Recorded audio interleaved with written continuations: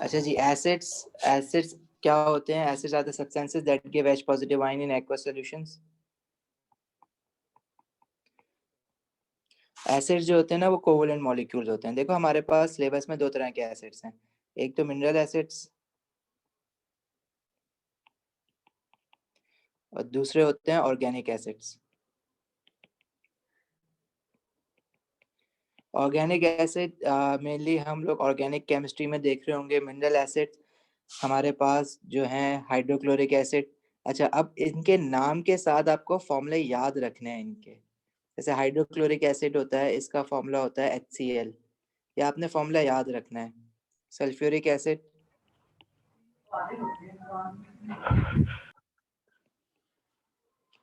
H2SO4।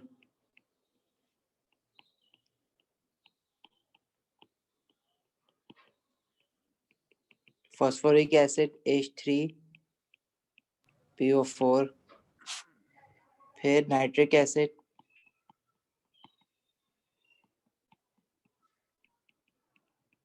HNO3। Then we have carbonic acid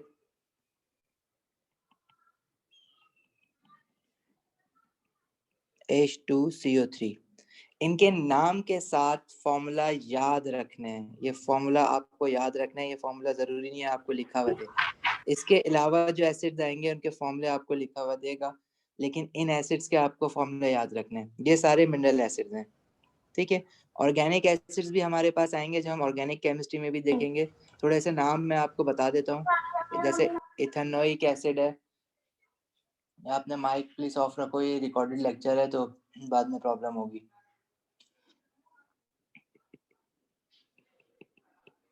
ethanoic acid होता है CH3COOH। इसी तरह और भी ऑर्गेनिक एसिड होंगे, प्रोपेनोइक एसिड। इनके आपको सारे नाम खुद ब खुद याद हो जाएंगे जब ऑर्गेनिक केमिस्ट्री पढ़ोगे, ठीक है। तो इनका इतना इशू नहीं है ऑर्गेनिक एसिड का। लेकिन जो मिनरल एसिड जो मैंने ये लिखा है ना अभी, hydrochloric acid, sulphuric acid, phosphoric acid, nitric acid, carbonic acid, इनके नाम आपको याद रखने हैं विद देयर फॉर्मूलास। अच्छा देखो, एसिड्स के बारे में हम देखते हैं। एसिड जो होते हैं ना वो कोवलेंट मॉलिक्यूल्स हैं, इनमें कोवलेंट बॉन्डिंग होती है, सिंपल कोवलेंट होते हैं। जब इन एसिड्स को हम वाटर में डिसॉल्व करते हैं, जैसे HCl है, इसको मैंने पानी में डाला, तो वाटर में डिसॉल्व होने पे ये क्या करता है, डिसोसिएट हो जाता है इनटू इट्स आइन। इसको हम कहते हैं, वाटर में जब डिसॉल्व करेंगे इसको, तो इट आयोनाइजेस या डिसोसिएट्स इनटू आइंस। ये दो वर्ड यूज हम करते हैं, ठीक है। क्या दो वर्ड्स होते हैं? या तो हम कहेंगे कि डिसोसिएट हो गया है, डिसोसिएट इनटू आइंस, या आयोनाइजेस इनटू आइंस। आयोनाइजेस का मतलब यह है कि आयोनाइजेस आइंस में आयोनाइज्ड होगा ना वो। तो ये दो वर्ड हम लोग यूज करते हैं, डिसोसिएट या आयोनाइजेस। तो acid are the substances that dissociates into H positive ions या ionizes to give H positive ions। वो मॉलिक्यूल जो पानी में डिसॉल्व होने पे हमको H पॉजिटिव आइन देगा, वो कहलाता है एसिड, सही है। जैसे सल्फ नाइट्रिक एसिड है HNO3, इसको वाटर में डालोगे तो ये बनेगा H पॉजिटिव, और इसके साथ जो एनाइन है वो है NO3-1। Similarly, sulfuric acid is H2SO4। इसको पानी में डालोगे तो यहाँ पे देखो सल्फ्यूरिक एसिड में हाइड्रोजन जो है ना वो 2 है, तो यहाँ पे H पॉजिटिव आइन जो आएगा वो 2 mole of H positive ion आएगा and 1 mole of sulphate A9 SO4 negative. इसी तरह फॉस्फोरिक एसिड अगर है H3PO4, उसको आप अगर वाटर में डालोगे तो ये 3 mole of H positive ion देगा, क्योंकि यहाँ पे देखो 3 है H3PO4 में, और 1 मोल ऑफ फॉस्फेट एनाइन देगा जो कि 3 नेगेटिव होता है। सिमिलरली कार्बोनिक एसिड को पानी में डालोगे H2, कार्बोनिक एसिड होता है H2CO3, इसको वाटर में डालोगे तो ये हमें 2 mole of H positive ion देगा and 1 mole of carbonate A9 देगा।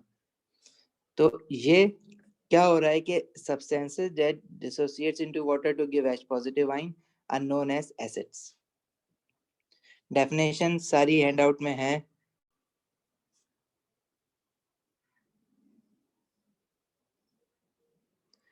ये मैं आपको सारी दिखा देता हूँ।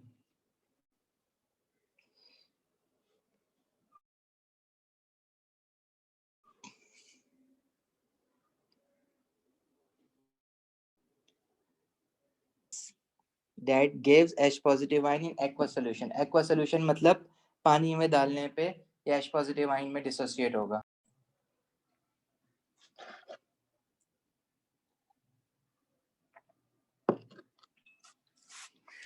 एनीवेज, तो हाइड्रोक्लोरिक एसिड पानी में डिसॉल्व होगा, 1 mole of H positive ion, 1 mole of chloride A9. Nitric acid पानी में डिसॉल्व होगा, 1 mole of H positive ion, 1 mole of Cl negative ion. Similarly sulphuric acid पानी में डिसॉल्व हुआ तो it will dissociate into 2 mole of H positive ion, क्योंकि sulphuric acid के फॉर्मूले में देखो 2 आता है, H2 है। एनाइन हमेशा 1 मोल ही रहेगा एसिड में से, बस H पॉजिटिव आयन को देखना पड़ेगा कि वो क्या है, क्योंकि एनाइन के साथ हमेशा 1 ही आएगा, क्योंकि H पॉजिटिव 1 ही होता है हमेशा। इसी तरह फॉस्फोरिक एसिड H3PO4 है, वो 3 moles of H positive ion देगा and 1 mole of phosphate anion. Carbonic acid dissociate होके ये बनाता है। अच्छा, फिर ऑर्गेनिक एसिड जो होते हैं, जैसे इथेनोइक एसिड, मैंने एग्जांपल दी आपको। तो इथेनोइक एसिड का जो हम फॉर्मूला लिखते हैं वो ये लिखते हैं CH3COOH। ये वाटर में जब डिसोसिएट होगा तो it will liberate H positive ion अलग निकलेगा, और बाकी जो एनाइन बचा रह जाएगा ना इसके साथ CH3C negative and H positive ion. अच्छा, अब इसमें से जो आखिर में COOH के साथ हाइड्रोजन होता है ना, ये निकलता है। कार्बन के साथ जो हाइड्रोजन है वो नहीं निकलते हैं, ये बात आपने याद रखनी है। कोई और ऑर्गेनिक एसिड जैसे C2H5COOH, तो एसिड जब भी हम लिखते हैं तो COOH अलग करके लिखते हैं, क्योंकि इसमें जो H होता है ये वाला H निकलता है और ये डिसोसिएट होता है। अगर कोई एसिड डिसोसिएट नहीं हो रहा है, वो H पॉजिटिव आयन नहीं दे रहा है, तो वो एसिड ही नहीं है। ठीक है, तो हमारे पास एसिडिटी कौन डिटरमिन करता है? ये H पॉजिटिव आयन। वो कोई भी सब्सटेंस जब मैं पानी में डालूं, पानी में डिसॉल्व हो, एक्वस सोल्यूशन बनाए, और एक्वस सोल्यूशन बनाने के बाद हमें free moving H positive ion मिल जाए, तो वो सब्सटेंस हमारे पास एसिड कहलाता है। मतलब एसिड अगर सॉलिड फॉर्म में है ना, जैसे HCl है, वो आपके पास वाटर में जब तक आप उसको डिसॉल्व नहीं करवाओगे तब तक वो अपनी एसिडिक प्रॉपर्टीज शो नहीं करेगा, क्योंकि एसिडिक प्रॉपर्टीज किस पे डिपेंड करती हैं? Presence of H positive ion. ठीक है, जब तक आपके पास H पॉजिटिव आयन नहीं आता है वो चीज एसिड नहीं होगी। और जब आयन बन जाते हैं तो आयन की स्टेट सिंबल आप एक्वस लिख सकते हो। आयंस की कब, हमेशा आयंस की स्टेट सिंबल एक्वस होती है। आयन बनता ही कब है? जब आप किसी भी सब्सटेंस को पानी में डिसॉल्व करो, वो into its respective ions dissociate हो जाता है। जैसे NaCl है, सोडियम क्लोराइड, इसको पानी में डालते थे तो क्या बनेगा? Na पॉजिटिव आयन डिसॉल्व हो जाएगा ना, एंड NaCl नेगेटिव आयन। ये डिसोसिएट तो हो रहा है, लेकिन ये H पॉजिटिव आयन तो हमें कहीं नहीं दे रहा ना, तो it is not an acid. तो ऐसी चीज को हम कहते हैं ये सॉल्ट है। और बाकी जो H पॉजिटिव आयन दे रहे हैं हमारे पास पानी में डिसॉल्व होने पे, वो एसिड्स कहलाते हैं। एसिड जो होते हैं वो कोवलेंट कंपाउंड्स होते हैं। जैसे HCl है, ये हाइड्रोजन है और ग्रुप क्या कहते हैं 7 है, क्लोरीन, तो ये कोवलेंट बॉन्डिंग करेगा। लेकिन NaCl जो है ये आयनिक बॉन्डिंग करता है। हम लोगों ने बॉन्डिंग में देखा था, जब भी आयनिक बॉन्डिंग होती है तो आयंस बनते हैं पानी में। जो आयनिक कंपाउंड पानी में डिसॉल्व होते हैं वो आयंस देते हैं हमें, और उनको फिर हमने कहा था कि they are used as electrolytes. Electrolyte का क्या मतलब है कि अगर इनके पास फ्री आयंस है एक्वा सॉल्यूशन में तो ये इलेक्ट्रिसिटी कंडक्ट कर सकते हैं। तो इलेक्ट्रिसिटी कंडक्शन के लिए हमारे पास क्या क्या होना जरूरी है? या तो फ्री इलेक्ट्रॉन्स हो या फ्री आयंस हो। हमेशा याद रखना, अगर इलेक्ट्रिकल कंडक्शन होनी है केमिस्ट्री के अंदर तो हमारे पास या तो फ्री इलेक्ट्रॉन्स होने चाहिए, और फ्री इलेक्ट्रॉन्स या मोबाइल इलेक्ट्रॉन्स हमें किस में मिलते हैं? मेटल्स में मिलते हैं। मेटल्स चाहे वो सॉलिड स्टेट में हो या मोल्टन स्टेट में हो, मेटल्स में फ्री इलेक्ट्रॉन्स होते हैं। मेटल्स की मोल्टन स्टेट मतलब लिक्विड, फ्री इलेक्ट्रॉन्स इनमें होते हैं। तो मेटल जो है वो सॉलिड और लिक्विड दोनों में इलेक्ट्रिसिटी कंडक्ट करता है। लेकिन फ्री आइंस हमें कब मिलते हैं? जब हम लोगों ने बॉन्डिंग में पढ़ा था कि जब मेरे पास क्या हो, कोई भी आयनिक कंपाउंड हो, या तो वो मोल्टन फॉर्म में हो अपनी, या फिर एक्वस फॉर्म में हो। सॉलिड स्टेट में आयनिक कंपाउंड इलेक्ट्रिसिटी कंडक्ट नहीं कर सकता because ions are not free to move. Ions तो होते हैं but they are not free to move. Ionic compound electricity कब कंडक्ट करता है? जब वो अपनी एक्वा स्टेट में हो, यानी पानी में डिसॉल्व हो। जैसे NaCl को पानी में डिसॉल्व किया तो Na पॉजिटिव और Cl नेगेटिव बना। या फिर वो अपनी मोल्टन स्टेट में हो। मोल्टन स्टेट मतलब मैंने उसको हीट करके तोड़ दिया और उसको लिक्विड स्टेट में कन्वर्ट कर दिया, Na positive Cl negative ion अलग अलग कर दिए। लेकिन आयनिक कंपाउंड कभी भी हमारा इलेक्ट्रिसिटी सॉलिड स्टेट में कंडक्ट नहीं कर सकता। ठीक है, तो ये बात रिकॉल कर लो यहाँ पे। आयनिक कंपाउंड्स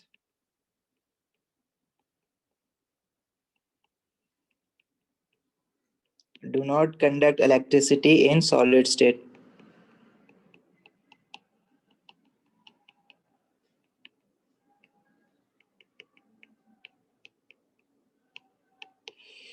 सही है।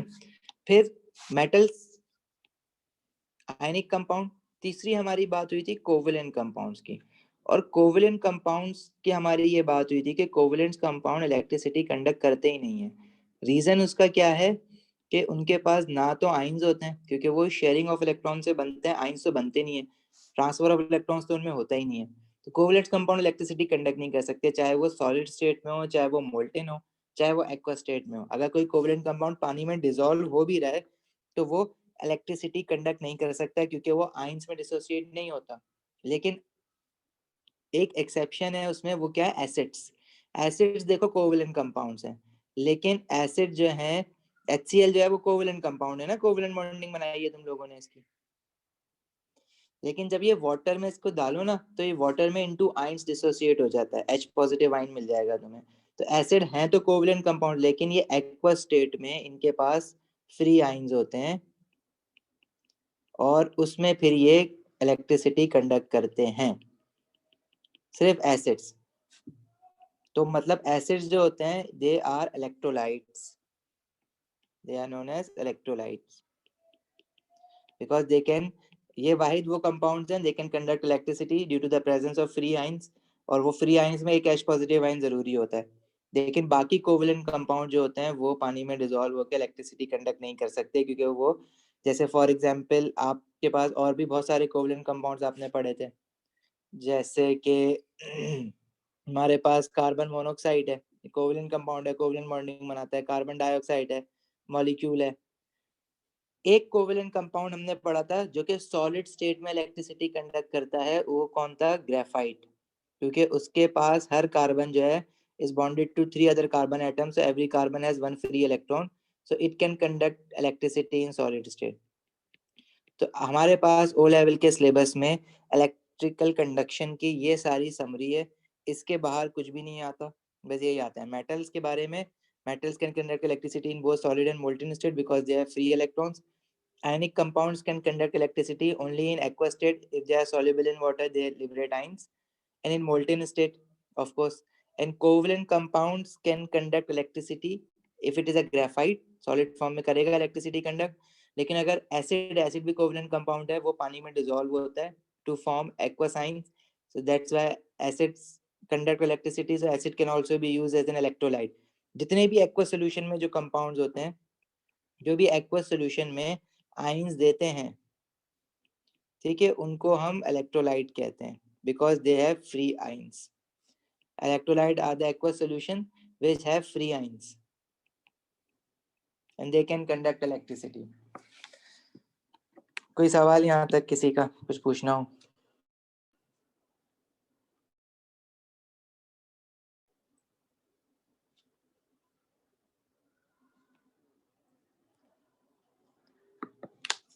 अच्छा देखो, एसिड्स जो है वो बगैर पानी के अपनी एसिडिक प्रॉपर्टी शो नहीं कर सकते, अनलेस आप उसको वाटर में डिसॉल्व ना कराओ तब तक वो एसिडिक प्रॉपर्टी शो नहीं करेगा। जैसे HCl है, पानी में जब तक H पॉजिटिव आयन नहीं मिलेगा, डिसोसिएशन और आयनाइजेशन नहीं होगी एसिड की, तब तक वो अपनी एसिडिक प्रॉपर्टी शो नहीं कर सकता। तो ये है the need for water in acids.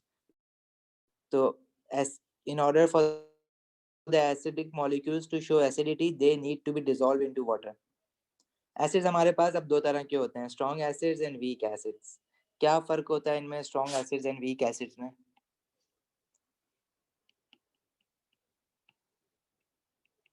देखो जो स्ट्रॉन्ग एसिड होते हैं ना, जैसे HCl है, इसको जब हम वाटर में डालते हैं तो it completely ionizes into H positive ion and Cl negative ion. क्या मतलब है कि कम्प्लीटली आयोनाइज हो जाते हैं? इसका ये मतलब है कि अगर मैंने HCl के लेट से 1000 मॉलिक्यूल्स डाले हैं पानी के अंदर, तो 1000 के 1000 जो है वो आयोनाइज हो जाएंगे और 1000 H पॉजिटिव आयन बनेंगे और 1000 Cl नेगेटिव आयन्स बनेंगे। इसी तरह H2SO4 भी जो है ना वो स्ट्रॉन्ग एसिड है, उसको पानी में डालोगे तो पानी में डालने पे ये 2 mole of H positive ion and 1 mole of SO4 2 negative ion बन रहा है। तो इसके अगर मैंने 1000 मॉलिक्यूल्स पानी में डाले हैं तो इसके 1000 मॉलिक्यूल्स पानी पे डालने पे इसके 2000 H पॉजिटिव आयन्स के वो बनने हैं मॉलिक्यूल्स और 1000 जो है वो SO4 2 नेगेटिव के बनने हैं। मतलब सारे के सारे जो है ना वो डिसोसिएट हो रहे हैं। अब यहाँ पे 1:2 का रेशियो तो डबल आ जाएंगे। इसी तरह जो वीक एसिड होता है ना, वीक एसिड में ऐसा नहीं होता। वीक एसिड में क्या होता है कि जैसे मेरे पास वीक एसिड है नाइट्रस एसिड HNO2, इसको मैं पानी में डालूंगा ना तो बनेगा तो ये H पॉजिटिव और NO2 नेगेटिव आयन। लेकिन अगर इसके मैंने 1000 मॉलिक्यूल्स डाले हैं तो 1000 के 1000 पानी में डिसॉल्व होकर आयनाइज नहीं होंगे, क्या पता सिर्फ 10 हो जाएंगे।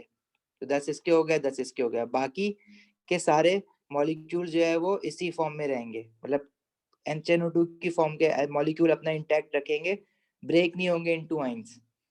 तो ऐसे एसिड्स को हम कहते हैं वीक एसिड्स। तो इसकी डेफिनेशन क्या बनती है, डेट आयनाइजेस इनकम्प्लीटली, इसको हम कहते हैं इनकम्प्लीट आयनाइजेशन।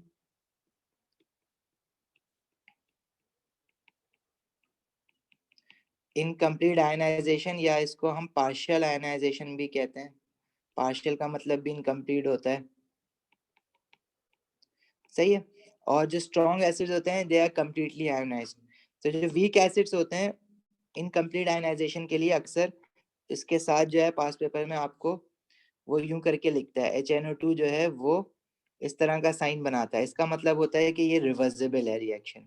रिवर्सिबल मतलब कि ये पूरी तरह आगे नहीं गया है, कुछ प्रोडक्ट वापस रिएक्टेंट में भी कन्वर्ट हो सकता है, लेकिन जो हमारे पास स्ट्रॉन्ग एसिड होता है वो कम्प्लीटली आयनाइज्ड हो जाता है। तो उसका सिंबल जो है हम वैसे ही बनाते हैं जैसे बाकी रिएक्शन में बनाते हैं, और उसको हम कहते हैं कि ये इरिवर्सिबल रिएक्शन है। इरिवर्सिबल मतलब ये वापस नहीं आ सकता। और जो वीक एसिड पानी में डालते हैं तो हमारे पास एक रिवर्सिबल रिएक्शन स्टैब्लिश्ड होता है। ठीक है, इक्विलिब्रियम के चैप्टर में इस सिंबल को हम और देखेंगे मजीद कि इसका और क्या मतलब होता है। But for now you must know कि वीक एसिड आयनाइजेस इनकम्प्लीटली और partially in aqueous solution, whereas strong acid ionizes completely in aqueous solution. Weak acid के एग्जांपल में इथेनोइक एसिड भी होता है CH3COOH।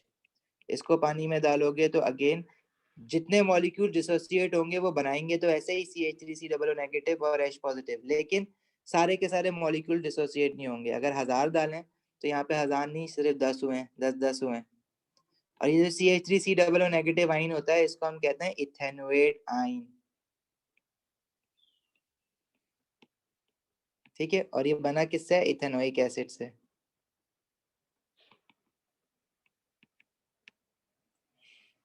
मुनीब क्या पूछ रहे हो मोल्टेन स्टेट किस चीज की?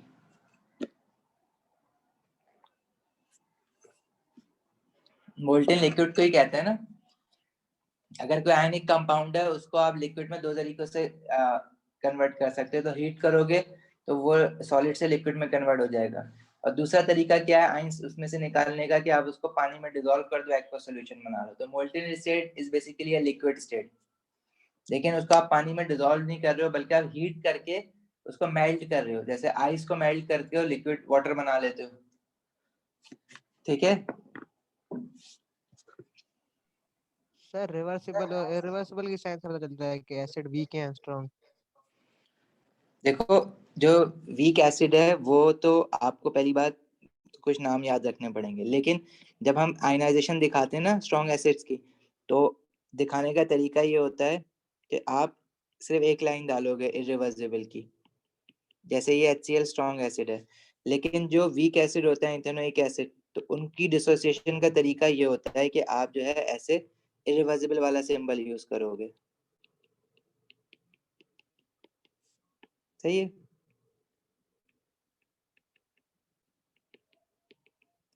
सॉरी, इरिवर्सिबल वाला तो ऊपर यूज करते हैं, दिस इज रिवर्सिबल वाला।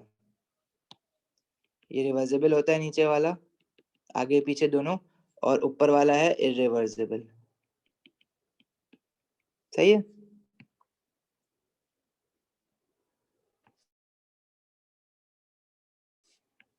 यही पूछ रहे थे।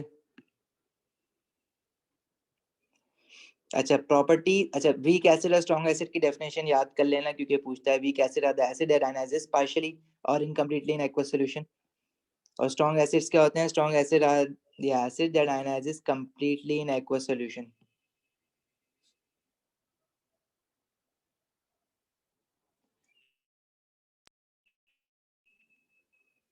नो सभी पॉजिटिव आइन, पर आपको ये याद रखना है कि इथेनोइक एसिड जो है ना वो वीक एसिड होता है, सारे organic acid are weak acid, that's it. Organic acid कौन से होते हैं वो आपको ऑर्गेनिक केमिस्ट्री में पता चल जाएगा, अनलेस वो कोई एसिड लिखे, जैसे उसने लिखा nitrous acid. Nitrous acid weak acid होता है, you are not suppose to know that, लेकिन वो आप तो उसने बता दिया कि वो वीक एसिड है, तो फिर इसको वीक एसिड की तरह ट्रीट करोगे।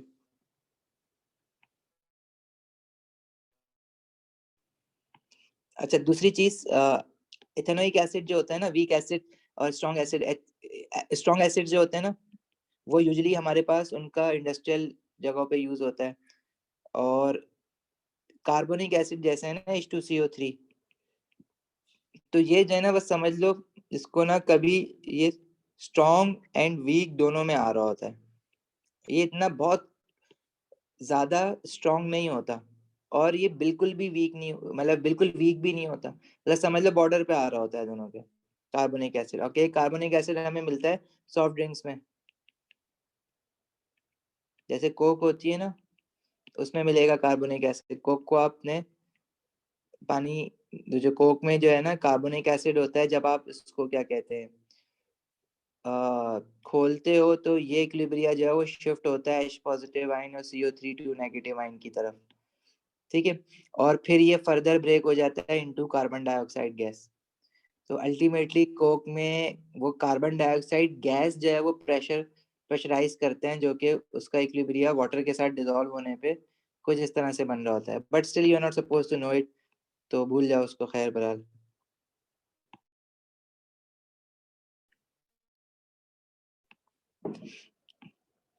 प्रॉपर्टीज ऑफ एसिड क्या होती हैं? Acid are sour in taste, जिनको ये फिजिकल प्रॉपर्टीज हैं। केमिकल प्रॉपर्टीज हम अलग पढ़ेंगे कि वो रिएक्ट कैसे करते हैं।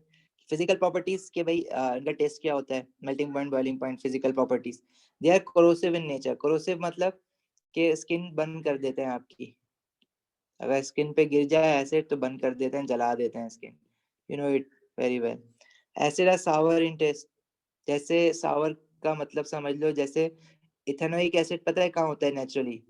ये हमें मिलता है लेमन्स में, जितने भी सिट्रस फ्रूट्स हैं हमारे पास, लेमन हो गया, ऑरेंजेस हो गए, उनमें नेचुरली इथेनोइक एसिड होता है। वीक एसिड है तो वो ईटेबल होता है, खाया जा सकता है, ठीक है। और एसिड्स आर इलेक्ट्रोलाइट्स। इलेक्ट्रोलाइट्स के बारे में बात हो गई ना कि दे गिव फ्री आयंस, अगर वो आयंस दे रहे हैं तो it means they can conduct electricity, so they are electrolytes. Secondly, acid जो है वो इंडिकेटर का कलर चेंज करते हैं। इंडिकेटर्स क्या होते हैं? इंडिकेटर हमारे पास अब यूज होते हैं इन ऑर्डर, अगर एसिड है ना तो उसका सोल्यूशन जो होगा वो बिल्कुल वाटर जैसा होता है, कलरलेस होता है।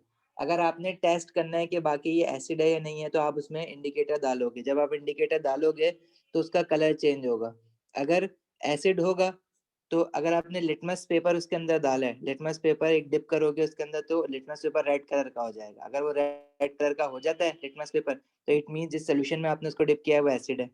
इसी तरह मिथाइल ऑरेंज जो होता है ये भी लिक्विड फॉर्म में होता है इंडिकेटर। इसके कुछ ड्रॉप्स आप उस सोल्यूशन में डालोगे जिसको आप सस्पेक्ट कर रहे हो कि वो एसिड है, और वो ड्रॉप डालने पे उसका कलर रेड कलर का हो जाएगा, तो इट मीन्स कि वो एसिड है। इसी तरह फिनोल्फिथिलीन भी एक इंडिकेटर होता है, उसको एसिड में डालोगे तो उसका कलर जो है वो कलरलेस होता है। अभी हम बेसिस और एल्कलीज पढ़ेंगे तो फिर हम देखेंगे कि ये इंडिकेटर जो है एसिड में अलग कलर देते हैं और एल्कलीज में अलग कलर देते हैं। इसलिए एसिड और एल्कलीज को सेपरेट करने के लिए, इंडिकेट करने के लिए, पता लगाने के लिए कि सोल्यूशन एसिडिक है या एल्कलाइन है, हम लोग ये इंडिकेटर यूज करते हैं। तो ये इंडिकेटर आगे दोबारा आएगा, तो वहां पे हम उसको थोड़ा थोड़ा देखते जाएंगे।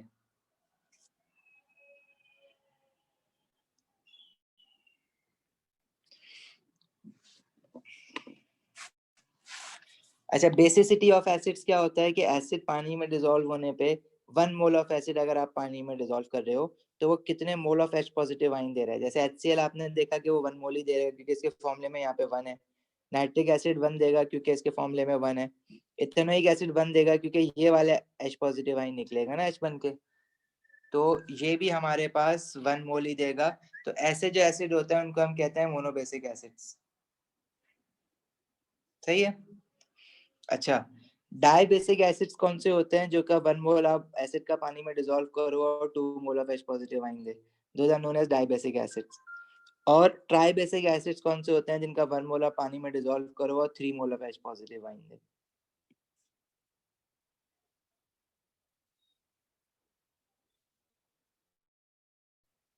देखो, indicator are the solution that is used to identify acids. अगर कोई एसिड है और अगर आपने litmus paper as an indicator use किया है तो it will turn red in colour. ये इंडिकेटर हम दोबारा आगे अल्कलीज में भी देखेंगे, तो इंडिकेटर दोबारा आना है। ऐसे मिथाइल ऑरेंज एक इंडिकेटर है पानी में, इस सोल्यूशन फॉर्म में होता है पानी उसके। अगर आप किसी सोल्यूशन को सस्पेक्ट कर रहे हो कि वो एसिड है, उसमें if you add few drops of methyl orange indicator then the colour of the solution will turn into red. सही है। इसी तरह फिनोल्फिथलीन भी एक इंडिकेटर होता है और उसका कलर एसिड में वो कलरलेस ही रहता है। तो ये हम दोबारा पढ़ेंगे indicators, don't worry. Now the important part is the reaction of acids, chemical reaction. Acid जो है वो केमिकली रिएक्ट कैसे करता है, किस किस चीज के साथ रिएक्ट करता है और रिएक्ट करने पे क्या प्रोडक्ट बनाता है। तो एसिड जो है ना, हमारे पास मेटल, मेटल तुम लोग जानते हो क्या होता है, group 1, group 2, group 3 and transition elements all are metals. When acid react with metal it forms salt and hydrogen gas. जैसे HCl है, हाइड्रोक्लोरिक एसिड, आपने सोडियम मेटल के साथ रिएक्ट कराया, it will produce salt NaCl and hydrogen gas H2। इस equation को balance करने के लिए देखो, बैलेंसिंग यूजुअली फ्रैक्शन में आप लोग करते नहीं हो, लेकिन मैं आपको बताता हूँ कि HCl अगर सोडियम मेटल के साथ रिएक्ट करेगा तो it will produce NaCl salt and hydrogen gas. अब इसको बैलेंस करने के लिए देखो, हमारे पास हमें लेफ्ट साइड पे और राइट साइड पे नंबर ऑफ एटम्स बराबर करने हैं। तो लेफ्ट साइड पे हाइड्रोजन अगर मैं देखूं 1 है, Cl 1 है, राइट साइड पे Cl 1 है, Na लेफ्ट साइड पे 1 है, Na राइट साइड पे भी 1 है। सिर्फ एक हाइड्रोजन का मसला है, हाइड्रोजन लेफ्ट पे जो है वो 1 है और राइट पे जो है वो 2 है। तो इस 2 को 1 बनाने के लिए मैं इस हाइड्रोजन को हाफ से मल्टीप्लाई कर सकता हूँ ना, तो वो 1/2 मल्टीप्लाई बाय 2 1 बन जाएगा। तो हम ऐसे भी बैलेंसिंग कर सकते हैं, वरना यूजुअली लोग जो है ज्यादातर ऐसे बैलेंस करते हैं NaCl H2। तो क्या करते हैं कि पहले इस हाइड्रोजन को 2 बना लेते हैं लेफ्ट वाले, जब हाइड्रोजन को 2 करते हो तो Cl भी 2 हो जाता है, तो राइट पे भी जाके वो मल्टीप्लाई बाय 2 करते हैं, तो वहां पे जब Cl 2 हो जाता है तो उसका Na भी 2 हो जाता है, फिर वो लेफ्ट पे दोबारा Na को मल्टीप्लाई करते हैं। यहाँ पे 3 बार नंबर लिखना पड़ेगा, पहली वाली बैलेंसिंग में आपने सिर्फ एक ही नंबर लिखना है। फ्रैक्शन में भी बैलेंसिंग हो सकती है, ये भी मोल्स को ही रिप्रेजेंट कर रहा है। This is half mole of hydrogen gas. इस लाइन को मैं कैसे बोलूंगा कि 1 mole of HCl combines with 1 mole of sodium metal to produce 1 mole of sodium chloride salt and half mole of hydrogen gas। अगर आप इसको यूं कह दो, सबको डबल डबल कर दो, 2 mole of HCl reacts with 2 mole of sodium metal to produce 2 mole of sodium chloride salt and 1 mole of hydrogen gas। तो एक ही बात है, ठीक है। तो अगर आपको ये वाली इसकी कभी प्रैक्टिस की हुई है और इस मेथड से नो हाउ है, फेमिलियरिटी है और अच्छी प्रैक्टिस की हुई है, तो यही लेके चलो।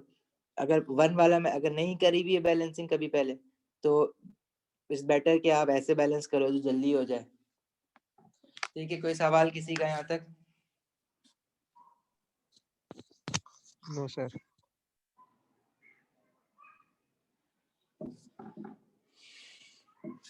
ओके।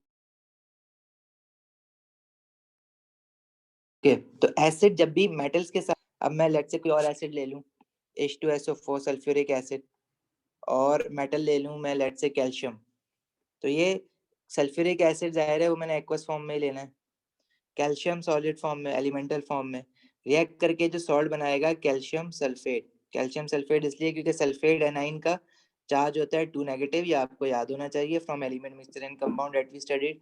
कैल्शियम जो होता है वो 2 पॉजिटिव बनाता है, तो इसका फॉर्मूला क्या बनेगा, CaSO4 और हाइड्रोजन गैस।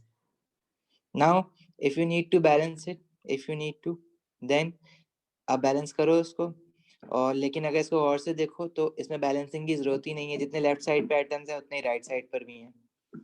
इसी तरह मैं लेट से ले लूँ nitric acid HNO3 reacting with magnesium, ठीक है, तो it will produce salt magnesium nitrate. अब नाइट्रेट मुझे पता है -1 होता है, NO3 -1, मैग्नीशियम ग्रुप 2 का है, +2 बनता है, तो इसका फॉर्मूला क्या बनेगा, MgNO3 और 2 एंड हाइड्रोजन गैस। अब इसको बैलेंस करने के लिए अगर आप यहाँ पे हाफ लगा देते हो तो डेट इज नॉट इनफ, क्योंकि नाइट्रेट भी जो है वो भी तो डबल हो रहा है ना, तो इट्स बेटर कि यहाँ पे 2 लगाओ। यहाँ 2 लगाओगे तो ये NO3 भी पूरा का पूरा 2 हो जाएगा और हाइड्रोजन भी 2 हो जाएगा, तो यहाँ पे 2 लगाने से इसकी बैलेंसिंग कंप्लीट हो जाएगी। तो बैलेंसिंग की थोड़ी प्रैक्टिस करनी पड़ेगी, जो भी इक्वेशन बनाओगे उसकी पहले बैलेंसिंग प्रैक्टिस करना, 2-4 करोगे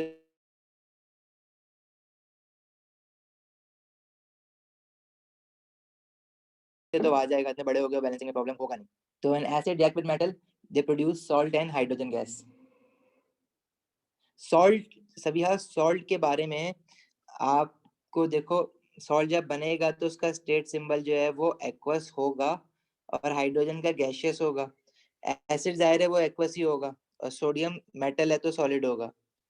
अब ये जो सॉल्ट है ना, क्या ये हमेशा ही एक्वस होगा, ये जरूरी नहीं है। अगर सॉल्ट सॉल्युबल सॉल्ट बनता है तो वो तो एक्वस होगा, AQ। अगर सॉल्ट ऐसा बने जो कि इनसॉल्युबल हो पानी में तो वो फिर सॉलिड होगा, प्रेसिपिटेट फॉर्म में जो बनेगा। अब आपको कैसे पता कि जो सॉल्ट बन रहा है वो सॉल्युबल है इनसॉल्युबल है, अभी रुक जाओ, सब्र करो, थोड़ा टाइम लगेगा जब सॉल्ट्स पे आओगे,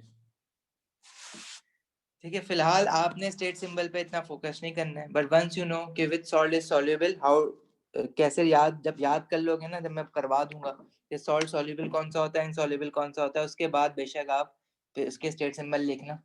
अभी फिलहाल अभी हम स्टेट सिंबल सॉल्ट का नहीं लिख रहे हैं। मुनीब बैलेंसिंग क्या करनी नहीं आती, इक्वेशन देखो, दूसरी मैं इक्वेशन करा रहा हूँ, एसिड का दूसरा रिएक्शन, वहां पे देखते हैं बैलेंसिंग कैसे हो रही है। अच्छा, acid reacting with metal oxide. Metal oxide क्या होता है, ऑक्सीजन के साथ दूसरा जो एलिमेंट लगा हुआ वो मेटल लगा हुआ हो, बॉन्डेड हो, तो वो मेटल ऑक्साइड बन जाएगा, ठीक है। जैसे सोडियम ऑक्साइड हो गया, कैल्शियम ऑक्साइड हो गया। अब when acid react with metal oxide तो वो बनाता है सॉल्ट एंड वाटर। मेटल के साथ जब एसिड रिएक्ट कर रहा है तो salt and hydrogen gas, but when acid react with metal oxide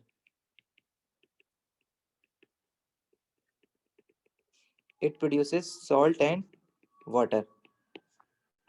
अब मेटल ऑक्साइड देखो क्या क्या हो सकती हैं।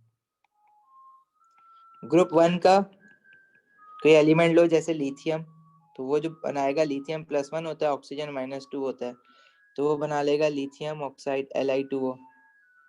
इसी तरह सोडियम ऑक्साइड जो बनेगी वो क्या बनेगी, Na2O। इसी तरह पोटेशियम -1 ग्रुप 1 का, ये ऑक्सीजन -2, ये बनेगा K2O। इसी तरह ये ग्रुप 1 के मेटल हैं, ग्रुप 2 के साथ भी बनाता है मेटल ऑक्साइड, जैसे मैग्नीशियम है Mg+2 ऑक्सीजन -2, ये क्या बनेगा, MgO। कैल्शियम है 2 पॉजिटिव ऑक्सीजन है -2, तो ये क्या बनेगा, CaO। इसी तरह बेरियम है Ba 2 पॉजिटिव ऑक्सीजन है -2, तो ये बनेगा BaO, बेरियम ऑक्साइड। इसी तरह ग्रुप 3 के साथ भी, ग्रुप 3 ट्रांजिशन एलिमेंट जो होते हैं वो भी बनाते हैं, ग्रुप 3 भी बनाता है। ग्रुप 3 में जैसे एल्यूमिनियम है +3 होता है ग्रुप 3 का चार्ज, ऑक्सीजन -2, ये बना देगा Al2O3। इसी तरह जो ट्रांजिशन एलिमेंट्स हैं वो भी मेटल्स होते हैं। मेटल ऑक्साइड है ना, तो सारे मेटल के साथ देख लो। जैसे कॉपर 2 ऑक्साइड अगर वो कह रहा है तो इट मींस कॉपर का चार्ज जो है वो +2 है। एलिमेंट मिक्सचर एंड कंपाउंड में हमें देखा था ना, अगर रोमन में 2 ऐसे लिखा हुआ है तो इट मींस +2, ऑक्सीजन इज -2, तो ये बना लेगा CuO। इसी तरह आयरन 3 ऑक्साइड अगर वो तुमसे कह रहा है, आयरन 3 ऑक्साइड का क्या मतलब है कि जो आयरन है उसका जो चार्ज है वो है +3, ऑक्सीजन है -2, तो ये क्या बना लेगा Fe2O3। तो ये सारी की सारी मेटल ऑक्साइड्स हैं, ठीक है। मेटल ऑक्साइड का एक और नाम होता है बेसिक ऑक्साइड। अब उनको क्यों बेसिक ऑक्साइड कहते हैं, उसका रीजन ये है कि ये एसिड के साथ रिएक्ट करती हैं। जो भी चीज एसिड के साथ रिएक्ट करती है ना उसको बेस कहते हैं। अब ये ऑक्साइड है तो इनको बेसिक ऑक्साइड कहते हैं। ये आगे अभी हमें थोड़ा सा आगे पढ़ेंगे ना, पता चल जाएगा। तो acid react with metal oxide to produce salt and water. यहाँ तक कुछ पूछना है किसी को? नहीं तो हम इसका रिएक्शन देखते हैं। देखो मेरे पास एसिड है HCl, मैंने ऑक्साइड ली सोडियम ऑक्साइड Na2O, ये बनाएगी सॉल्ट। देखो सॉल्ट कैसे बनेगा, एसिड का जो एनाइन है ये कैटाइन H पॉजिटिव है ना इसमें, और दूसरी वाली चीज जो है वो जाहिर है एनाइन है।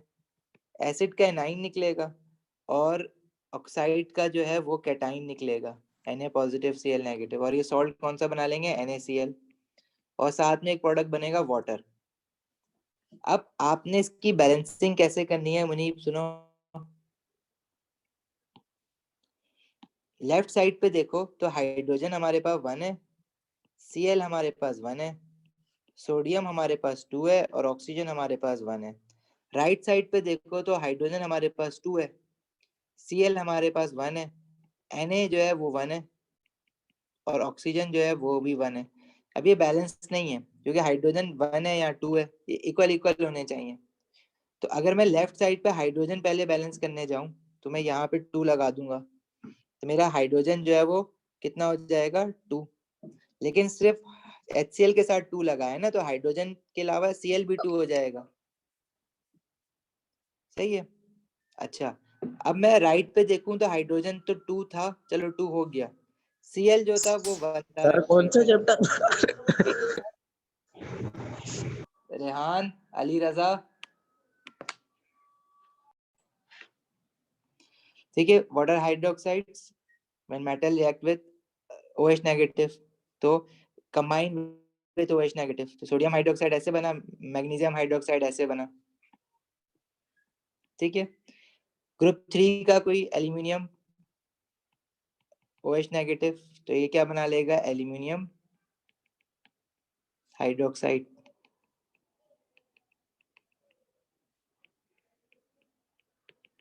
अच्छा, जो मेटल हाइड्रोक्साइड होते हैं ना उनको हम एक और नाम से बुलाते हैं जो होता है एल्कली। मेटल ऑक्साइड को बेसिक ऑक्साइड कहते हैं और मेटल हाइड्रोक्साइड को एल्कलीज कहते हैं। ये दोनों अभी आगे और पढ़ने हैं हमें, सही है। एल्कलीज बिल्कुल एसिड का अपोजिट होता है। जब भी एसिड एल्कली के साथ या मेटल हाइड्रोक्साइड के साथ रिएक्ट करेगा, मैं ये भी लिख सकता हूँ कि एसिड एल्कलीज के साथ रिएक्ट करा दो, या एल्कलीज को हम मेटल हाइड्रोक्साइड भी कहते हैं या मेटल हाइड्रोक्साइड को एल्कली भी कहते हैं। तो प्रोडक्ट हमारे पास क्या बनना है, salt and water. Metal acid जैसे HCl है, एल्कली या मेटल हाइड्रोक्साइड जैसे सोडियम हाइड्रोक्साइड है, तो ये कौन सा सॉल्ट बनाएगा, सोडियम क्लोराइड एंड वाटर। अब ये इक्वेशन बैलेंस है, करने की जरूरत नहीं है। सल्फ्यूरिक एसिड है, सोडियम हाइड्रोक्साइड के साथ रिएक्ट कराया तो ये बना सोडियम सल्फेट Na2SO4, क्योंकि Na जो होता है वो +1 होता है, SO4 जो होता है वो 2 नेगेटिव होता है। SO4 कहाँ से आएगा, एसिड से, और Na जो है वो यहाँ से आया, और दूसरी चीज क्या बनी, वाटर। अब ये इक्वेशन बैलेंस नहीं है। सोडियम देखो राइट साइड पे 2 है, लेफ्ट पे 1 था, तो मैंने यहाँ 2 लगा दिया। यहाँ 2 लगा दोगे तो ऑक्सीजन भी बढ़ जाएगा, 2 यहाँ पे हो जाएगा ऑक्सीजन, और 4 यहाँ पे ऑलरेडी है 6। राइट साइड पे ऑक्सीजन देखो 4 यहाँ पे है और यहाँ पे 1 है। मैं यहाँ पे अगर 2 लगा दूं तो ऑक्सीजन कितना हो जाएगा, 4 ये रहा सल्फेट के साथ बच जाए, और एक ऑक्सीजन ये रहा 6। हाइड्रोजन देखो तो 2 to the 4 यहाँ पे लेफ्ट साइड पे हाइड्रोजन देखो तो सोडियम हाइड्रोक्साइड के साथ 2 बना हुआ है और यहाँ पे ऑलरेडी 2 है तो यहाँ भी 4 है, तो ये अब बैलेंस्ड हो गई है। ठीक है, तो जिसको बैलेंसिंग नहीं आती है ना वो थोड़ी सी बैलेंसिंग प्रैक्टिस कर लेना, हर रिएक्शन के साथ बैलेंसिंग प्रैक्टिस कर लो, बैलेंसिंग आ जाएगी, इतना मुश्किल काम नहीं है।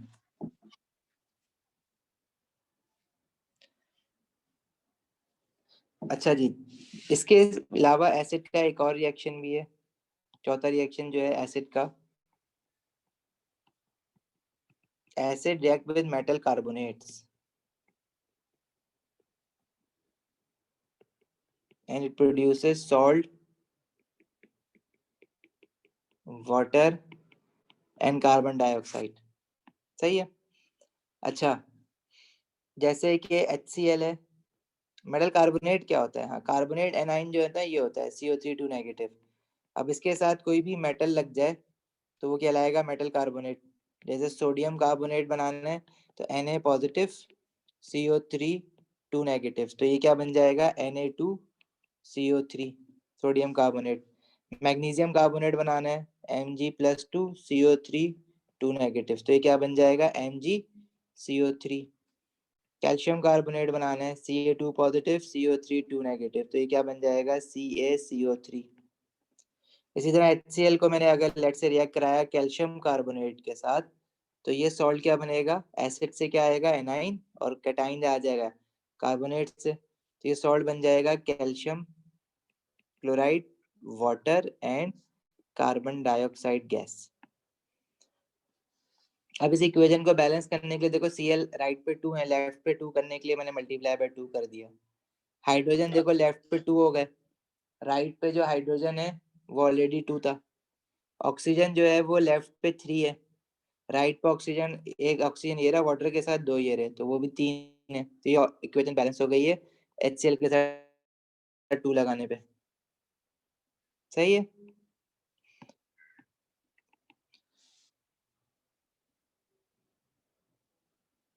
तो ये हमारे पास टोटल एसिड्स के रिएक्शन है।